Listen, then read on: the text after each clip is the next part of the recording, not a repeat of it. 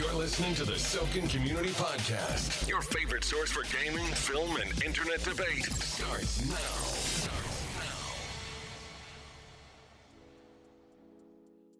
Hello, everyone, and welcome to the Sokan Podcast. I'm your host, T, and with me are Jace and Leo.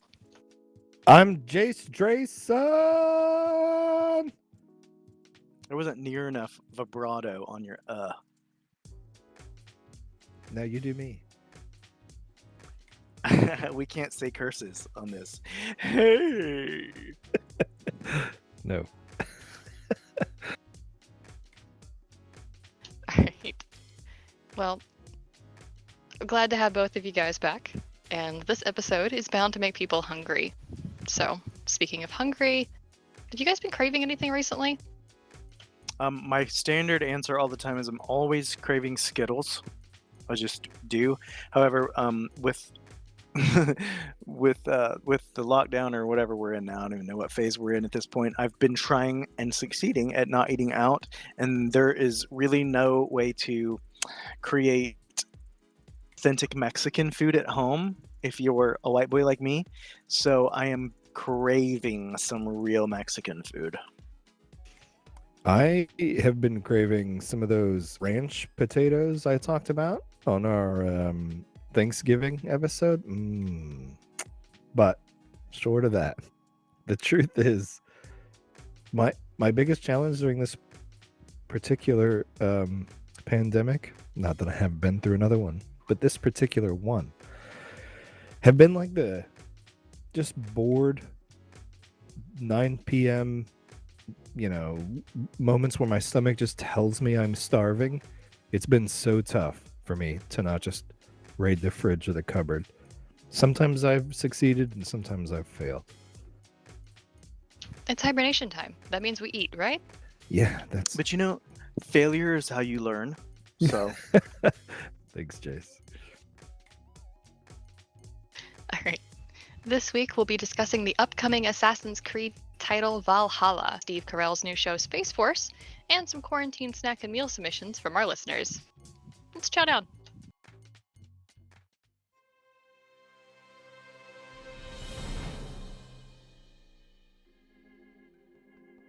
Last week, Ubisoft released a teaser trailer for the new Assassin's Creed title, Valhalla. It's the 12th game in the Prime series, not including any mini-games, mobile, or side games. But this is one of the ones that's been long-running enough that the questions come up of, should we keep going with this, or should this series have ended by now? Regardless, it is Ubisoft's top-selling series, so it could be playing more Assassin's Creed games for generations to come. The series has evolved a lot over the years. We've moved from a strong focus on aligning to historical fact to sometimes taking a more fantastical dive into mythos and world building. Do you think that the older, more historical games were better, or do you like the new wave of fantasy and sci-fi mix? And do you think it's been more interesting since diverging from historical accuracy? girl, what do you think? I have to say this. I got me a Pegasus in Odyssey, and I don't think that's historically accurate. But I love having my Pegasus to ride around on in Odyssey. So I'm all for making it more fantastical and wild and a little more mythical than the original historical series. And the original series, from what I understand, I did play the original Assassin's Creed. I liked it, but it didn't necessarily pull me in. I touched on a Assassin's Creed game here and there until Odyssey, which completely drew me in. But no, I'm all for it going crazy. I don't need a history lesson in a video game. I'm here for the lulz. So I don't know. I have a little bit of a mixed opinion on it. I liked the historical accuracy. In fact, in games that I play that have a historical accuracy, I really appreciate that about them, because the truth is I'm not a history buff, and I'm not the kind of person who like to read it or watch it, just to learn about history. It's not something that, is my thing. But if I can get it while playing a game and being entertained, that to me is a double win. If the game is fun and historically accurate, to me I'm not only having fun, I'm learning, and I dig that. But the truth is, this is the 12th game in this series, and good gravy. you have to change it up. I do think you have to somehow evolve the series, and making it more fantastical is probably the right way to go. I'm not saying I listened to Hamilton on repeat to study for my U.S. history exam, but I listened to Hamilton on repeat to study for my U.S. history exam. I love Hamilton. There you go. So, the games used to be an action-adventure style series with a huge emphasis on stealth, but in the last couple of titles, they've shifted their gameplay style away from that and to something more resembling an RPG, which has given them mixed feedback from fans.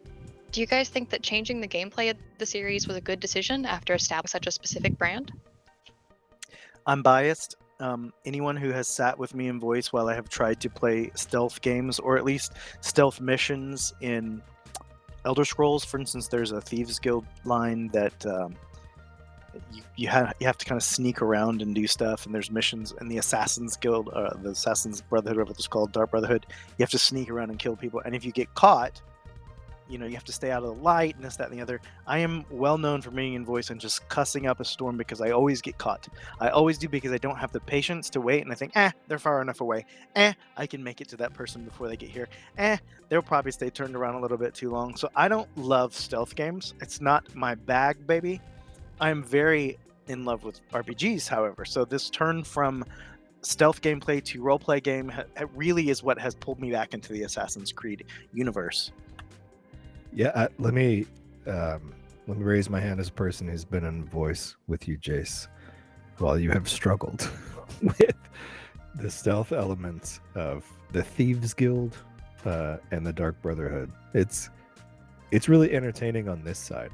I'm not good at it. I'm genuinely not good at it. I'm a person who tends to like that, but at the same time, I also really like RPGs. If there's a good blend of the two, I can get a stealth game that has RPG elements to it. That's kind of the perfect mix for me. The series moving, and full disclosure, I really only ever played the first Assassin's Creed game, and then I became a PC elitist, and I didn't want anything to do with console peasantry, so I stopped playing them.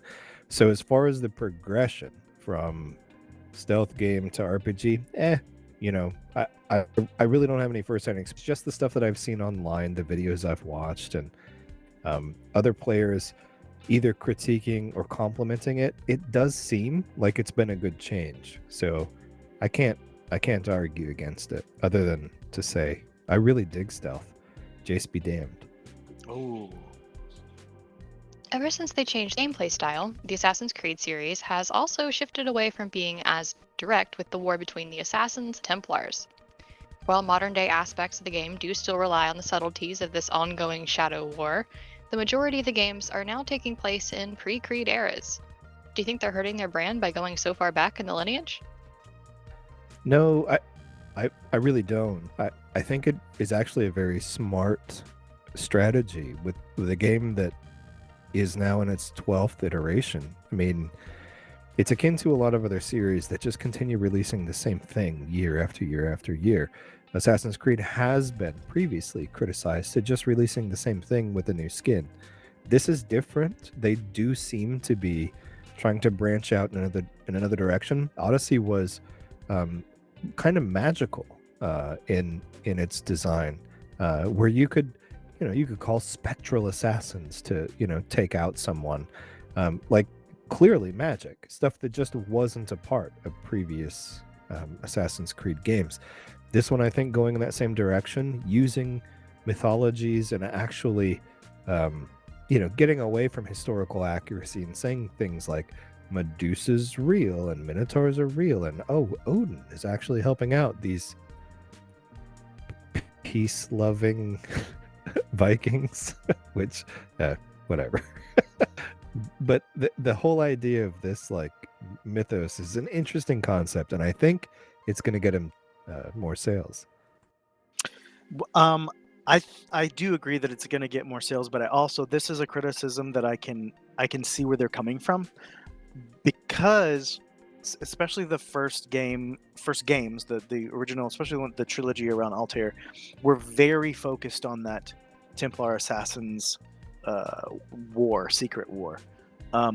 They try to put elements of it into these later games, Origins and Odyssey, but it's not the same, and it's obvious it's not the same. It's still political. There's still the cult that has this similar agenda to the Templar, but it's not the same, and it's clearly not the same. You really can make an argument that it's it's a different game, just with the Assassin's Creed skin on top of it. There's no really way around that, because I think there's so much of the original game and original games was about that tapping into your ancestor to be part of this specific war. I will be frank with you, in Odyssey, going out of the Animus was few and far between, and when you were out of it, it was annoying. You just wanted to get back to the Odyssey gameplay. It would have probably not sold well if they just would have made a game that was an Odyssey in Greece that wasn't Assassin's Creed related, even if it was the exact same game. But they really didn't try terribly hard to pull in the full Assassin's Creed experience.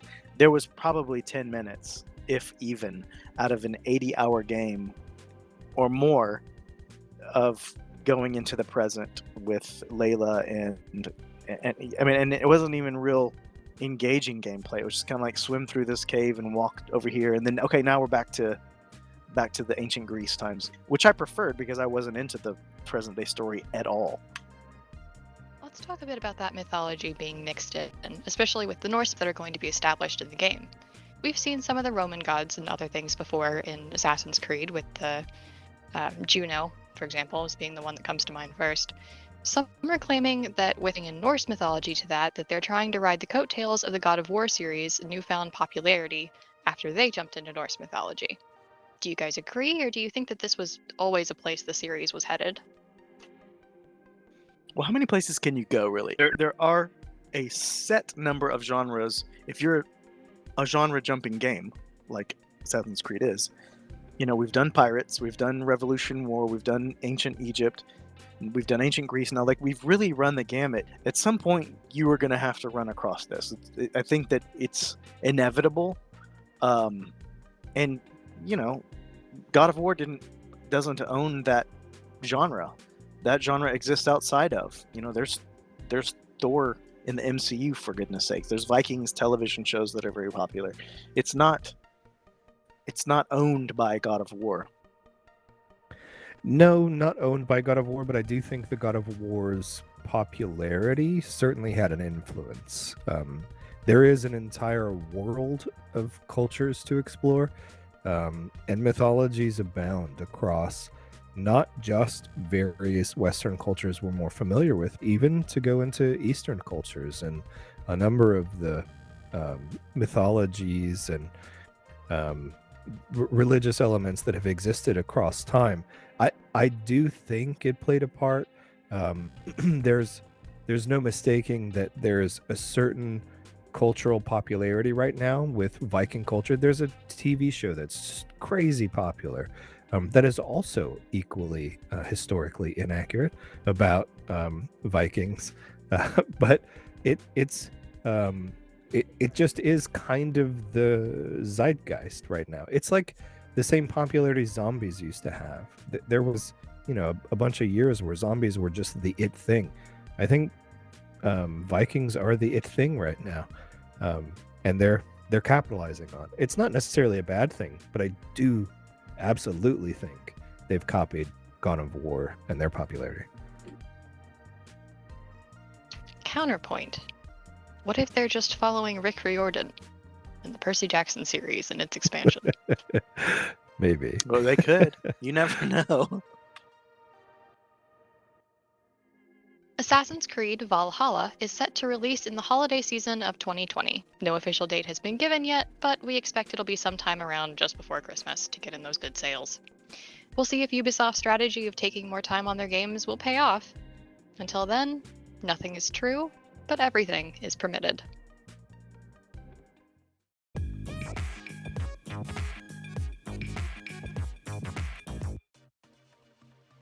In 2018, the president announced the creation of Space Force, a new branch of the United States military that would deal with, quote, defending satellites from attack and performing other space-related tasks, end quote. Or something. Not long after, Steve Carell and company got with Netflix to create a comedy series of the same name, revolving around what it must be like to be a part of that branch of the military. Not a lot of info has been given on what that series is going to be like, but from leaked plot details, set photos, and of course people talking to the stars and crew, people are making claims that it's going to be very similar to The Office or to Parks and Rec. Do you guys think that we need another workforce mockumentary series in our lives? I don't know. I find The Office funny. I find Parks and Rec funny, but they're not like binge-worthy funny for me. I don't know. The truth is, this seems a weird subject to be this kind of like workforce mockumentary. It's almost like a TV show based on the movie Stripes that made fun of the army. Like, I get making fun of, whatever you want to make fun of. But I think, I don't know. While this has been, the idea of Space Force has been mocked as something that sounds ridiculous, it isn't ridiculous to me at all. It really is a whole new, level of warfare that does absolutely need to be considered and controlled. And the idea that we're mocking it just seems, I don't know, it seems really silly to me. Holy moly, do I finally get to say, Leo, you're a snowflake. You are offended, and I am flabbergasted. I think We it's have the found your military in me. I'm like, kryptonite. how dare you? I'm all for it. No one is so rich as to turn away another mockumentary series. I loved Parks and Rec. Loves. And I think Steve Carell's great. I'm looking forward to see how they can make us laugh with it. I don't think any subject is necessarily off limits when we're talking about comedy. I have a tendency probably to allow too much, even in my own personal dark humor world. But I think if it's funny, it's game. And if corporate America can take one on the nose, there's no reason why any other place shouldn't take it on the nose. A lot of like humor that it is at the expense of the LGBT plus community, I laugh my butt off at, even though I know it's either stereotypical or kind of it boxes people in. It probably isn't super healthy for my community, but I still think it's hilarious. I don't disagree. I don't think anything is should be safe from mockery. I do think this is born of a weird, like, I think it's actually just the name of the sixth branch of the military being Space Force. It's too on the nose. It makes people cringe. They're like, really? What are you going to do in space? Like, a lot. There's a whole lot that needs to be done in space. Even GPS was a military initiative founded by the military. Now it's a huge part of our economy. Like, I don't know. I find the idea of mocking this kind of stuff, yeah, if you can do it in a way that's funny, for sure. But corporate America, like, knows it's dumb. I don't know. I don't find Space Force as a concept dumb. It's a dumb name. They should have called it like Orbital Rangers. If they would have said no, Orbital you're not wrong. Rangers, It's a dumb name. it would be a different world. Turns out The Office is about to drop off of Netflix. So do you think that the release of Space Force is perfectly planned or lucky timing? Serendipitous. I think it's just serendipitous, personally. I think Netflix is about to lose a huge binge-worthy show. I hear so many people talk about how they just can't wait to watch more of The Office. The Office to a lot of people is like Friends for Jace. Like, Yeah. the idea of like just pulling up an old show and watching it and laughing, it's not good for me personally. Like, I'll watch it if I see it and I don't have anything else I want to watch, but for a lot of people, it's a binge-worthy show, so it keeps people on Netflix. And I think Steve Carell is at least 75% of that. He is such a funny guy. Him doing another show, I think, it's a good call. And I do think it has a little bit to do with The Office leaving. I think it's lucky. I think it's just lucky timing. It is. I mean, I'll just stick with my first word: serendipitous. Greg Daniels, who was a writer and co-creator of The Office, is returning as the creator of Space Force. A majority of the writers are Office alums, and of Steve Carell is playing the leading man. With other big names like John Malkovich, Ben Schwartz, and Diana Silvers confirmed on the project, do you think this show is destined for Office levels of popularity? I hope so. If it's done well, the truth is you really can make fun of anything. I brought Stripes up as an example of a movie I thought was really well done. It did a great job of lampooning some of the nonsense of the military. If it can do that well, it's great. If they're just like, oh, Space Force dumb name, Orange Man bad, like, that's less funny for me, and I hope they do better. I think I agree, but not necessarily along the same lines. I have a concern of trying to recreate any art, and I feel like if you bring a bunch of people who worked on The Office, if you bring back the star from The Office, and you're putting it on the air when Office is going off, and it's the same style as Office, you've set yourself up in a very weird place, and it damn well better be good, because otherwise people are just what's the critique is going to be not as good as The Office, rather than they've created a good new show that I can laugh at and think is good. But they're really it's a risk to me to make it so birthed from the DNA of The Office, because if it's not, and it's not going to be, let's be honest, Office wasn't what it was at the end when they first started it. Shows take time to develop. I think they run the risk of running people off of saying, I watched one, but it wasn't as funny as The Office. It just doesn't do it for me.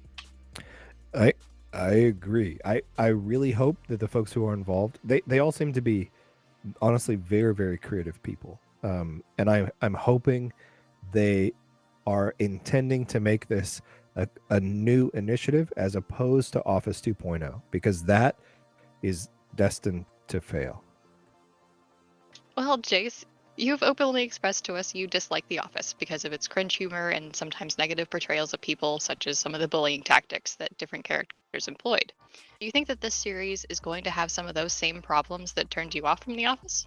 So let me start by saying I probably have given The Office not a fair enough shake. I have made it probably 6 to 8 episodes in ever, anytime I've tried to watch the program. And it is, as you say, I don't like to feel cringe, because I'm empathetic to the point that I feel it with the characters, and I can't deal. It doesn't calm me down.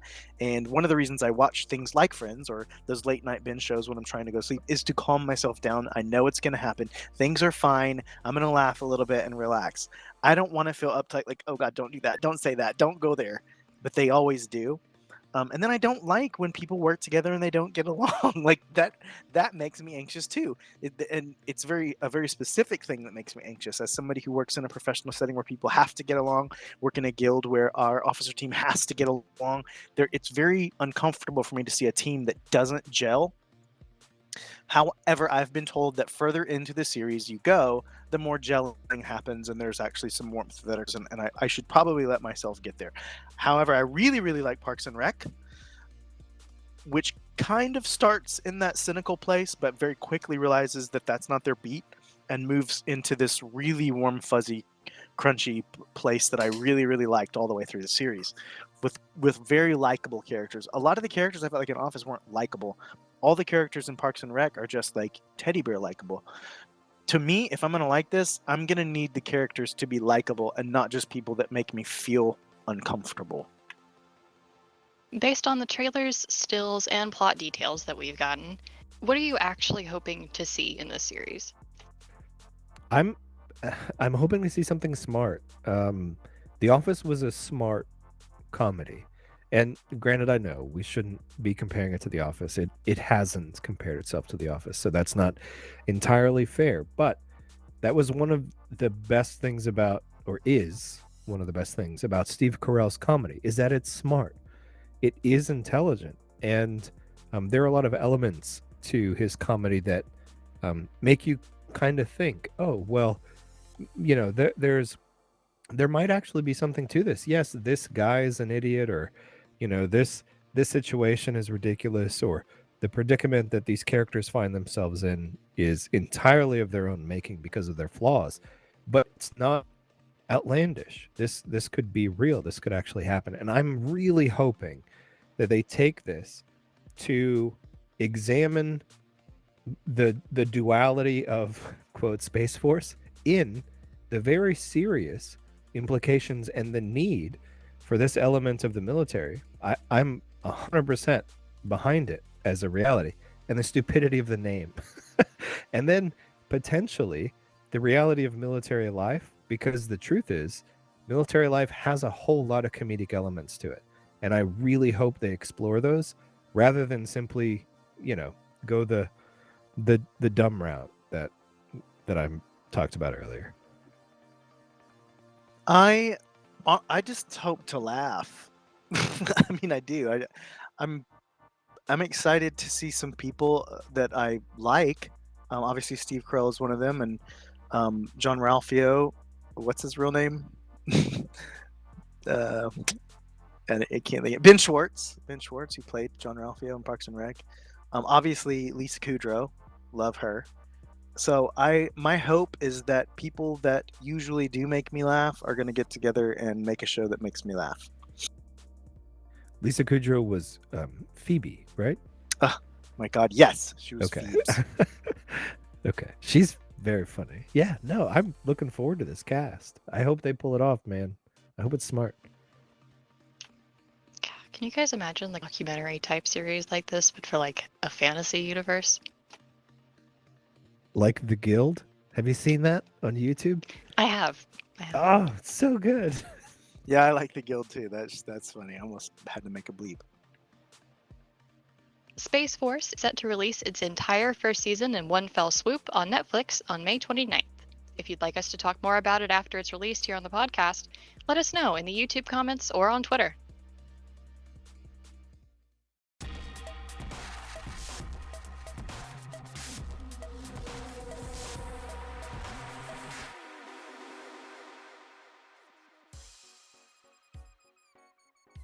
There are few things that truly bring light dark times. Good entertainment, good friends, and of course, good food.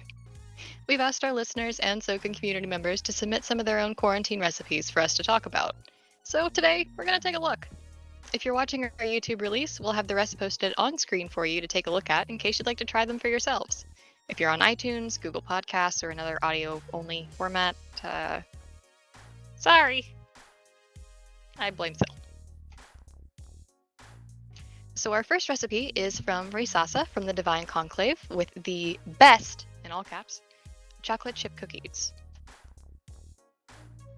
I've actually had a conversation with Risassa about the best chocolate chip cookies, and because she and I are both fans of BA's Test Kitchen on the YouTube, and there are some fantastical chocolate chip cookies on that side as well. So I would not be surprised if this was an actually fantastic version of a chocolate chip cookie. I am a man who loves chocolate chip cookies. I am a connoisseur. I love them so much.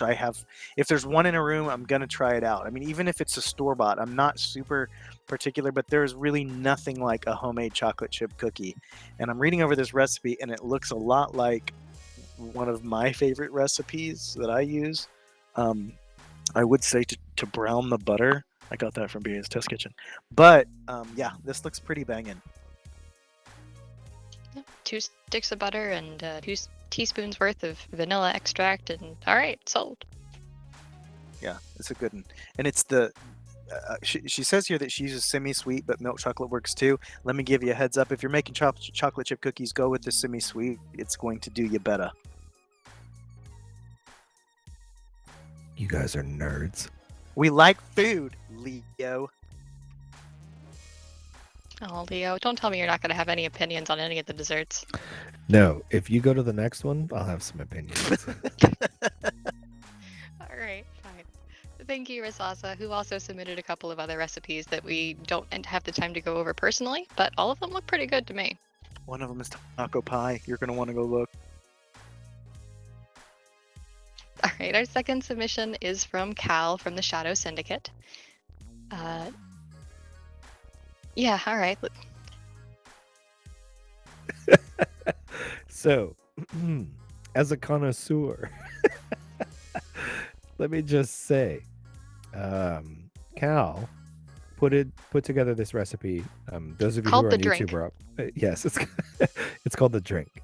I'll read it. We're not going to be able to go through all these because some of these recipes are rather complicated. This one isn't, so I'll read it for you. 1 bottle of, is it called Lagavulin? Did I say that right? I just Lagavulin? always say Lagavulin. Lagavulin at room temperature. 1 clean, short glass. Directions: pour Lagavulin into the glass. Drink and enjoy. And Lagavulin, Lagavulin, Oh boy. it's a scotch. And let me say, I'm down. Cal, good recipe. And easy enough that a child could make it. In fact, Oh boy. maybe I've trained my children to make it. Not that I would tell CPS I did that, but, maybe that's the truth. Sokan Community Podcast. Advocating alcohol since, well, it's best we didn't say. Well, you named 3 things that are important for a pandemic. You said entertainment, friends, and food. Alcohol. Let me stress that. Alcohol provides the all 4th? 3. Oh boy. All right. Our next submission is another Divine Conclave member. Ovalo's Family Noodles, corned beef and tomatoes, which is apparently a recipe made by his great-grandmother. We love Ofalo, or as he likes to be called, Ofawo. Oh, no. But he does. Anyway, He does. So I this looks- hate that ooh stuff. this looks fascinating. I've never in my life, I don't think, had anything like this. These are not foods that I generally put together, but it's pasta shells with 2 cans of corned beef. I didn't even know it came in cans, first off. And then 2 cans of diced tomatoes. It says same as corned beef, but tomatoey. And so you just kind of mix it all together. The pasta's got to be al dente, he says. But man, that's a fascinating little combo you got there. And it sounds really easy to make as well. I like corned beef. I like tomatoes, and I like noodles. I don't know that I would not like this. I think I've seen something similar at one point, but it was like drowned in cheese. He says that you can freeze this and it refrigerates very well. So meal prep, guys. Family noodles, put it in a Tupperware, freeze them up, pull them out 1 day a week. All right, next up is Crie. I think I'm pronouncing that one right. From the Invictus Imperium. And they have titled this one, I've Got Canned Foods and a Craving Lazy Burrito Bowls. So one of the things that I really liked about this particular recipe is that it really does have a whole bunch of canned foods in it. And for anyone who's related to a prepper, who knows a prepper, who loves a prepper, who may be a prepper, you got food in cans. So this kind of thing is fantastic. One of the cooler things about it too is that much like Ofalo's recipe above, it also refrigerates and reheats very, very well. So don't be afraid. Hold on, let me read this. So don't be afraid of having a bit extra for another day. Meal prep, ladies and gentlemen, let me tell you, there is nothing more satisfying than waking up and knowing that you've got lunch in the fridge and all you got to do is microwave it. One of the few joys of adulthood. Leftovers. Oh man, my kids hate that word, but it's so good. I don't So really good. like leftovers myself. Get out of here, Jace. All right, next up is a submission from Zally Spice Cake, and they do clarify that it's the legal spice, as they are from one of our Star Wars guilds from the Elysium Tell.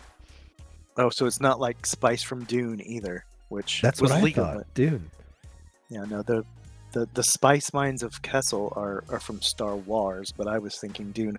By the way, I really want that to be on a podcast in the future. Dune with Timothée Chalamet, who is everything. Moving forward, Zally's Spice Cake, Focus guys. on a different kind of snack, Jace. It's hard for me. Zally's Spice Cake. If you like spice cakes, this one looks like the real deal. It's got all the stuff in there: the cinnamon, the ginger, the nutmeg, the cloves. It's all happily mixed into your cake mixins. I love a spice cake. I do like a spice cake with a like a cream cheese frosting, perhaps. But this looks like a pretty solid one. It's got buttermilk or applesauce for your wet, which that never sounded grosser. But I'm down with trying either one of those, buttermilk or applesauce. Both cook very well and add lots of moisture to a cake. I appreciate the adaptability. I appreciate all of Jace's innuendos. What do you mean? All right, up next is another from the Divine Conclave. Apparently you guys have a lot of people who cook. We like food. It's our way. Oh, prepare the way to the kitchen. All right. That's a good one. That is good. All right, so this one is Khivas. I think I'm pronouncing it. Maybe. I don't know. And they have titled theirs MoeF Nachos con Queso. You know, we read so many of these names, and we don't hear them a whole lot. Right. I say Khivas. I say I'm Khivas. Okay. I'm not actually sure. Anywho, that's not the point of this. The point of these are the MoeF Nachos con Queso. So, my favorite part of this recipe is its simplicity. Your ingredients are ground beef, queso, which, for those of you who don't speak Espanol, it's cheese, taco seasoning, and tortilla chips.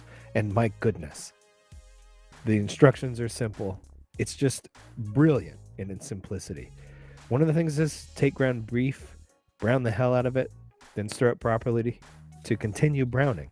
Add in the taco seasoning, add in queso, stir, and let simmer for about 20 minutes. Jace, do you know how to make holy water? Holy water? No. Yep. You Boil the hell out of it. The hell out of it. No. Heart. Well, apparently that's how you make queso and beef, is you brown the absolute hell out of it.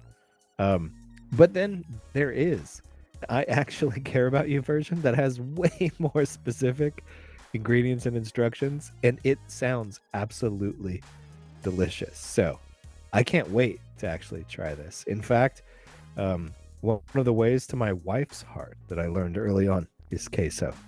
And I'm going to do this maybe for our anniversary. And man, the brownie points are going to come rolling in. I gotta say, nachos are one of my absolute favorite foods. The Actually Care About You version is one that I would love to try out. It looks fantastic. I don't know what a jar of queso is in the original version, and I'm from South Texas. Have you not been in the aisle of an HEB and seen? Okay, like, but there's different sizes. Yeah, but they're pretty. I don't know. They're kind of standard. The jars that are all lined up along the shelves. The jar. Anyone who eats that queso out of the jar does not deserve to walk this planet.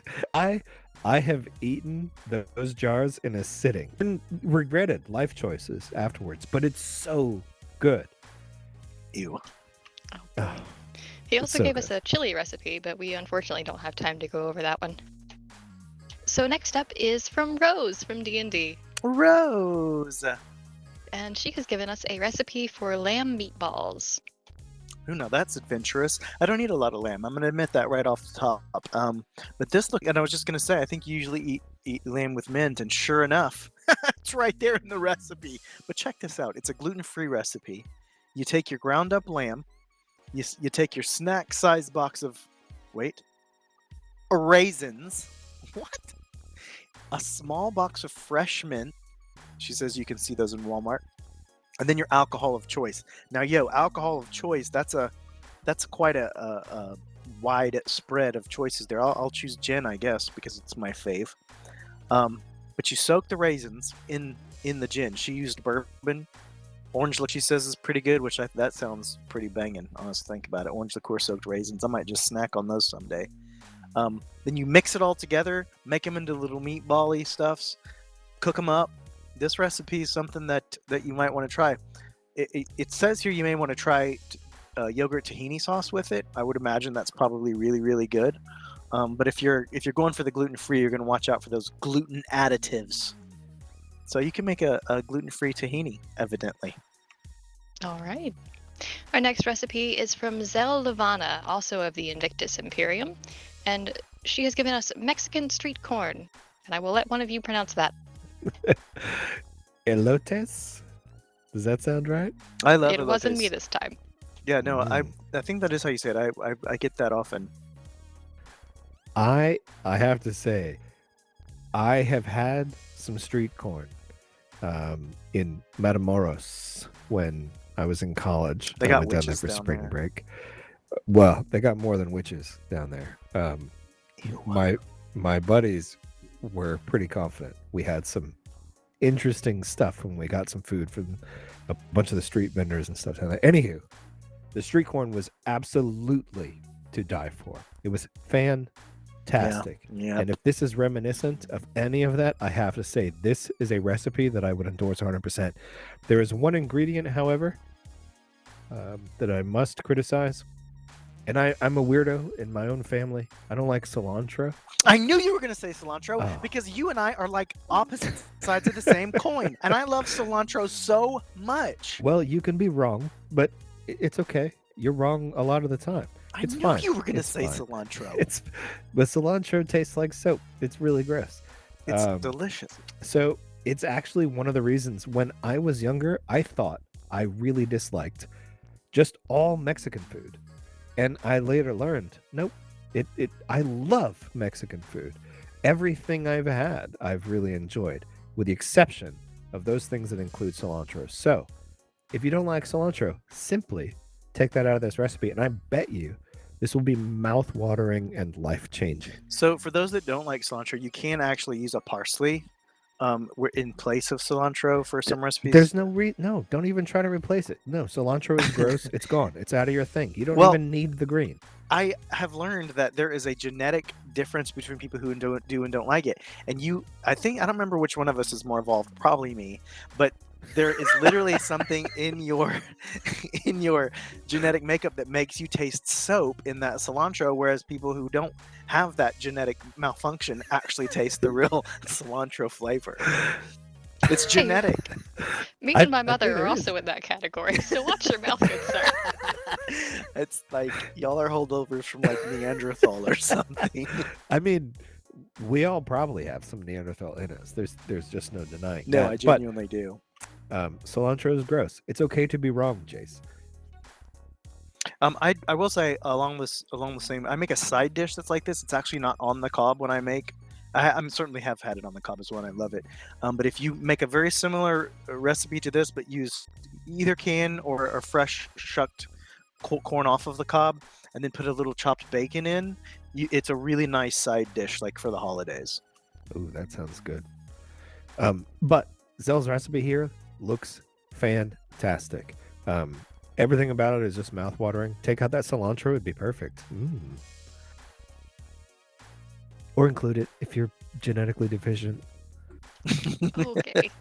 All right, on to our final recipe that has been submitted, and this is from Sihl specifically, and it is what he calls a Ruski burger. Ruski burger.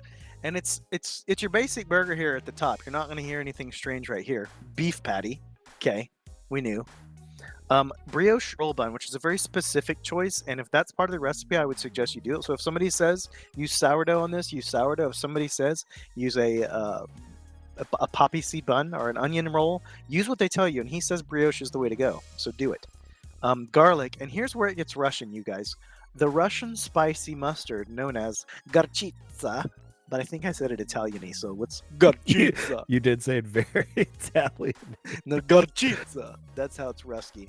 Pepper jack cheese, and then whatever assorted burger toppings that you like to go on your burger, you can put those on there as well. He is a nut and says medium rare for a beef patty, which I do not advise. Fully cook your meat. You have to have a beef, not steak, but ground beef. You need that You're out of cooked. control. You're out of control. Nobody eats medium rare ground beef unless they want stomach worms. Pop a pepper jack cheese on it. Rub the garlic on the bun. Garchitza it as well. Pepper jack on the bottom of the bun if you're feeling superior than all of your burger toppings, and there you go. Okay, he says here that ketchup is acceptable but not ideal. We already established you're not a 6-year-old, quote unquote. And then it says, eat that, Borg. I assume resistance is futile. A 6-year-old also makes their burgers well done. You're not supposed to eat ground beef any other way than fully cooked. Now, steak, give it to me rare. Which Or one at of us least was a medium cook rare. at Waffle House, Jace? I was a cook at Johnny Carino's. Oh, okay. Well, I was a cook at Waffle House. Okay, you got me beat. But I made lots of medium rare burgers, and they're fantastic. Yeah, but there were probably truckers who were coming through there, right? Who probably didn't get a full education, and they don't know that that can give them stomach worms. What a take on Waffle House's clientele. Sihl has also requested that we inform people that if you are lame, you do not have to involve the garlic.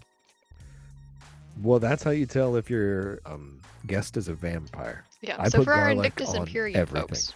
I love garlic. Alright. It's making me wish that I had added, like, I don't know, I have an orange chicken recipe, and my mom's got a snickerdoodle cheesecake. Those both sound delicious. Yep, can't complain. I have a real easy candy recipe. Here you go. You get those pretzels that are like the braided ones, just the little ones that kind of fit in the palm of your hand, tiny. You get Rolos, and you get pecans. You got to toast up your pecans, though. Put them in the oven, let those oils develop a little bit. Get your Rolos nice and soft on parchment paper. Smash down the pretzel on top of it, and then smash the pecan on that. It makes a really nice candy, and it's super easy. Rolos are banging. Alternatively, just buy a pack of Skittles. Yeah, I'm not going to complain there. I have a big one right in front of me. Also some Skittles. One of my favorite recipes, actually, for this for the quarantine is very similar to Cal's. There's a gin called Beef Eater. I recommend that, and then a clean shot glass, and then you fill the glass with the Beef Eater gin. Done. Our producer says that gin is gross. I Our like producer is wrong, just like Jason his cilantro. Okay. Cilantro is great. Fully cooked beef is great. Gin is Very- good as well. Food is always such a contentious topic. Thank you, everyone, for not submitting something about pineapple on pizza because I want to survive. Anyway, hopefully our listeners get to try some of these recipes out and will enjoy them. If you do give any of these recipes a shot at home, please send us a picture on Twitter with the hashtag SokanSnacks. Or use the same hashtag if you'd like to share a recipe of your own that's been keeping you sane during this quarantine. Hashtag SOKAN, capital SNACKS.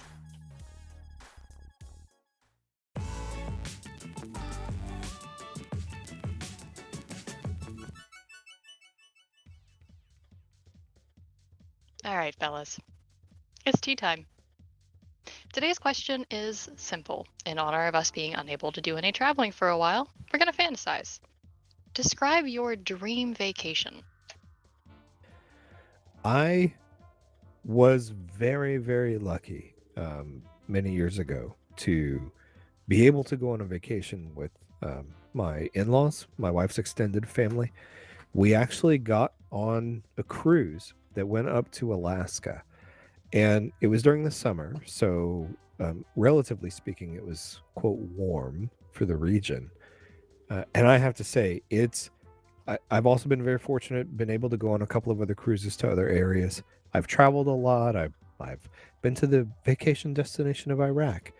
And I do have to say, that trip to Alaska has been the favorite place I've been. The weather was awesome. Granted, yes, it was summer. My wife reminds me of that all the time when I reminisce about Alaska. But the kind of stuff that you see there, just the wildlife was fantastic. The gorgeous scenery, the The weather itself was just awesome. Everything about it was right up my alley. Now, it's also true I'm a super pasty white dude, so the idea of sitting out in the sun in the Bahamas is not my cup of tea. So there's that. But man, it was really it was gorgeous. It was untouched, brilliant nature. And I very much would like to do that again. Virginal, if you will. My dream. So, I guess we're gonna put it to rewind because my dream vacation is not nearly as grown up as Leo's. It's an easy question for me because I've been planning this dream vacation for a few months now, but I am extremely looking forward to going to the Galactic Star Cruiser, which will be opening up at Disney World Parks.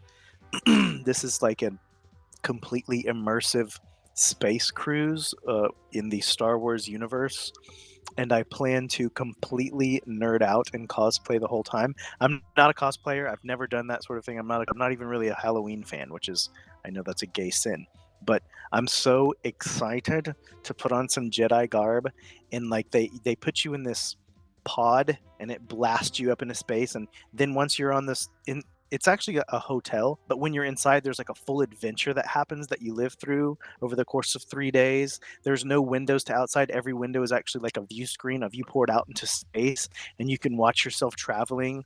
They actually drop you off for an excursion at the Galaxy's Edge. You know, you spend a day there for part of it. You learn how to do you can become a Jedi. You can learn how to shoot the cannons, the lasers, and defend the ship when that needs to happen. I'm so stoked about this vacation, and I cannot wait for it to happen.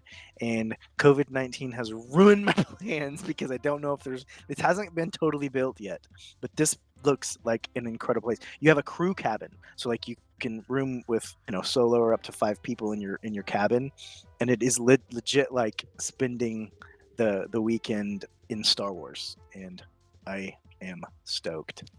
And a man who loves his burgers well done. Definitely taking it back a few years. So one, I thought you said that you could room with Solo instead of rooming on your own, and that was a very different reaction. Oh, yeah, a different reaction for me too. Hubba. And second, your dream vacation is a Star Wars LARP. Yes. And honestly, yes. same. It really is. I'm in a podcast with nerds. I'd love to say I'm not that guy, but evidently I am. If it was a Lord of the Rings LARP, now you'd have me. You can go to New Zealand and do that whole Shire experience. Oh man, don't think that hasn't crossed my mind. Going to Hobbiton in New Zealand? Yeah. Oh man. For sure. How would you play a dwarf though? You're too tall. Yeah, you're right. I'd have to. I don't know. I'd You could do shoes on my knees. Farquaad. Yeah, like Farquaad on the stage show of Shrek. Oh, that okay. Let me rescind my dream vacation. I'm gonna go to New Zealand. T, what's yours? Right. Okay. So, normally I just say, I'd like to stay home for a while, and that's my vacation. But oh, mine too. For true.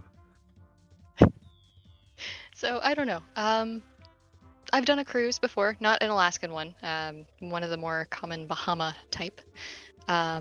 And I have been to Europe. I've been to Ireland, like I've talked about before, and both of those were really fun and really great experiences. But, well, all right, yeah, okay. For a dream vacation, I would combine the two. I'd do a transatlantic cruise, backpack around Europe, and then cruise on back. Ew, backpack? Like walk around? Whoa, man. That's okay. intense. I mean, like, I probably couldn't do that anymore now, and you don't have to walk the entire time. Europe has trains way more than we do. An Uber, I hope. They do also have Uber. In fact, one of those countries coined the word Uber. Oh dear. While you are also free to tweet at us about your dream vacation, if you'd like to submit a Tea Time Question podcast, head on over to sokengaming.com/SokenMedia and find the submission bar on the right-hand side of the page. Thank you, everyone, for tuning in to this Hungry Boys episode of the podcast. For more Soken Media, you can visit us at sokengaming.com/SokenMedia, follow our Twitter at SokenGaming, and subscribe to our YouTube, the Soken Gaming Community, and look for future episodes of the podcast on Google Podcasts and iTunes. Remember, the recipes that we've discussed today are posted up on our community forums, and you can also see them on screen if you are watching the YouTube release of this podcast episode. Until next time, I've been T. I is Jace. I was and am and remain Leo. We'll see you next week. Stay hungry, Soken. Stay snacky, Soken. Stay drinky, Soken.